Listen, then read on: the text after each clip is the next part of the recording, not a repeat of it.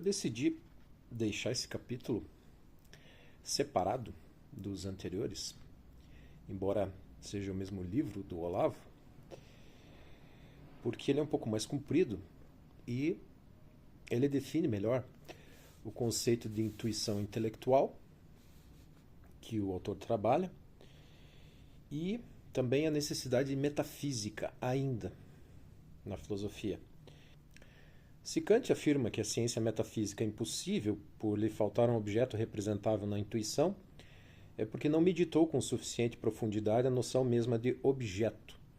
A intuição de qualquer objeto é a intuição de uma forma finita, cujas fronteiras com os outros objetos nos revelam imediatamente, ainda que de maneira um tanto nebulosa, os limites do seu conjunto de possibilidades de ação e paixão. Olhando um gato, sabemos por intuição que ele não pode voar. Se a intuição faltasse por completo essa informação, seria uma falsa intuição ou a intuição de uma aparência genérica de gato que não é realmente um gato. Olhando um quadrado, sabemos instantaneamente que não pode ser dividido em dois quadrados por um único segmento de reta e que, cortado na diagonal exata, produzirá dois triângulos isósceles. Saber disso de imediato é ter a intuição do quadrado. A simples notação passiva da forma quadrada, esvaziada de qualquer das propriedades inerentes a essa forma, não é ainda uma intuição, é pura sensação. Matéria de uma intuição possível, que se realizará no preciso momento em que o quadrado começa a mostrar algo de sua constituição interna.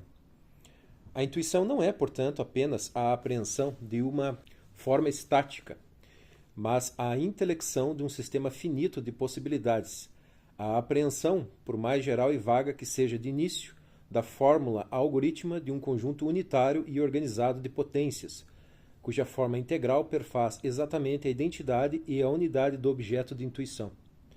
Ora, esse conjunto é intuído simultaneamente em duas claves, positiva e negativa. Positiva pela afirmação das potências, ou pelo menos de algumas delas, que se revelam na forma do objeto.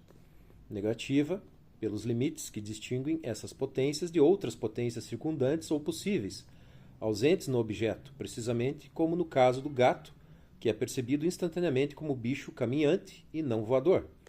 Dito de outro modo, a forma é percebida de maneira instantânea e inseparável, como conjunto articulado de possibilidades e impossibilidades. Essa instantaneidade mesma, inerente à natureza do ato intuitivo, torna impossível, no caso, a distinção kantiana entre o que é dado no objeto e o que é, segundo Kant, projetado nele pelas estruturas a priori do nosso modo de percepção ou da nossa razão. Essas estruturas, sendo gerais e universais, idênticas em todos os homens, não poderiam magicamente adaptar-se às formas dadas individualmente no objeto, se este mesmo não as amoldasse a si por força da sua constituição intrínseca. Supor o contrário seria admitir que o objeto é pura matéria, sem limites formais próprios, sendo seus únicos limites projetados nele pelo observador. Não haveria, portanto, outra maneira de distinguir entre os vários objetos senão pelas projeções que o sujeito do conhecimento, no uso da sua liberdade, houvesse por bem lançar sobre este ou sobre aquele, nada o impedindo, em princípio, de projetar sobre o gato a forma de um triângulo ou sobre o triângulo a de uma galinha. Isso tornaria impossível não só a percepção, como mais ainda qualquer adaptação prática do observador às circunstâncias do meio material. É, pois, forçoso admitir que os limites do objeto, sua forma, enfim, vêm manifestados de maneira evidente na sua simples presença. Ora, esses limites, como vimos, são um sistema organizado de possibilidades e impossibilidades. Possibilidade e impossibilidade, assim como a articulação entre ambas, não são, portanto, formas a priorísticas, projetadas sobre um objeto. São dados constitutivos da sua presença mesma.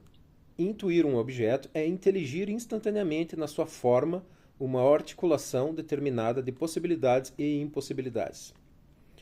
Mas, ao mesmo tempo, nem a possibilidade, nem a impossibilidade, nem a sua articulação são em si objetos de percepção sensível. Se não são puras formas projetadas, também não nos são dadas como objetos. São dadas no objeto, mas não como objetos. A solução deste aparente enigma é que elas são a forma mesma da objetualidade. Ser objeto, real ou imaginário, é ter o poder de apresentar-se como sistema articulado de possibilidades e impossibilidades condensadas numa forma instantaneamente apreensível por intuição. Nesse sentido, Kant tinha razão ao dizer que os objetos tradicionais da metafísica, daquilo que ele entendia como metafísica a partir do que aprendera dela em Descartes, Spinoza, Leibniz e Wolff, isto é, Deus, liberdade, imortalidade, etc., não são objetos de experiência. Mas a metafísica, antes de ser o estudo de qualquer desses objetos em particular, é o estudo da possibilidade e da impossibilidade tomadas em seu sentido mais amplo e universal. Os termos mesmos com que se discorre a respeito dos temas metafísicos convencionais, onipotência, infinitude, absolutidade, etc., não têm sentido nenhum, exceto quando definidos em termos de possibilidade e impossibilidade. Ora, a possibilidade e a impossibilidade, não sendo em si mesmas dados de experiência, são dadas na experiência, e nenhuma experiência se dá sem elas. Não sendo objetos, são constituintes essenciais da objetualidade no plano ontológico, assim como da objetividade no plano do conhecimento. Não sendo em si mesmas objetos de intuição, não podem ser separadas materialmente da intuição, porque intuição nada mais é que a apreensão instantânea de uma determinada articulação de possibilidades e impossibilidades na forma de uma determinada presença objetiva. Logo, nenhum impedimento há de que se constituam como objetos de conhecimento científico pelos mesmíssimos métodos com que se constituem os objetos de qualquer ciência, isto é, por separação abstrativa a partir dos dados da experiência. A metafísica é a ciência da objetualidade enquanto tal, isto é, o fundamento da possibilidade mesma da constituição de qualquer conhecimento objetivo. Há, evidentemente, um saber metafísico espontâneo embutido na delimitação do objeto de qualquer ciência, e sem esse saber nenhuma ciência seria possível. Não seria possível delimitar objetos, seja os da ciência, seja os de qualquer outra atividade cognitiva ou prática, sem a aptidão de captar as formas limites dos dados da experiência. E essa aptidão é precisamente o talento metafísico inerente à inteligência humana em geral.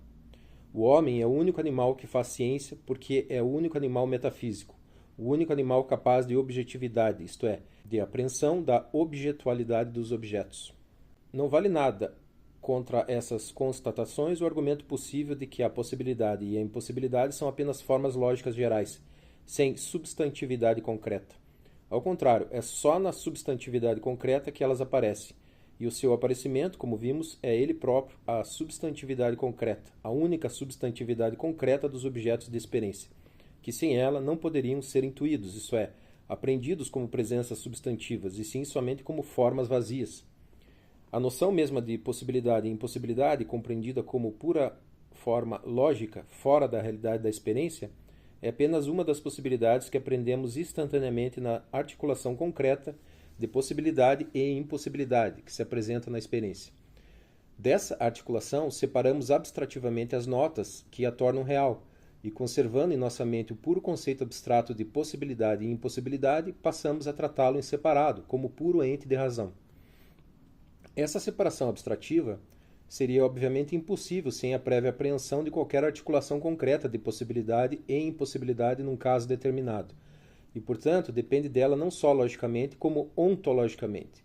De nada dá valendo o artifício de jogar contra a experiência algo que só pode obter-se por abstração dessa experiência mesma. O próprio Kant, ao pretender reduzir a possibilidade e a impossibilidade a categorias lógicas independentes da experiência, não pôde conceber essa experiência que fosse independente delas, o que marca todo o abismo de diferença que há entre uma distinção mental e uma distinção real-real, no sentido dos escolásticos. Possibilidade e impossibilidade podem ser concebidas independentemente da experiência precisamente, porque, como condições fundantes da objetualidade, transcendem toda a experiência em particular e todo objeto em particular. Mas, por isso mesmo, o objeto considerado fora ou independentemente delas não é nem sequer pura matéria informe e genérica. É apenas uma suposição quimérica, o objeto sem objetualidade. Não há, pois, como escapar. A metafísica é não apenas possível, mas absolutamente necessária, no mínimo como fundamento implícito ou explícito da possibilidade das ciências.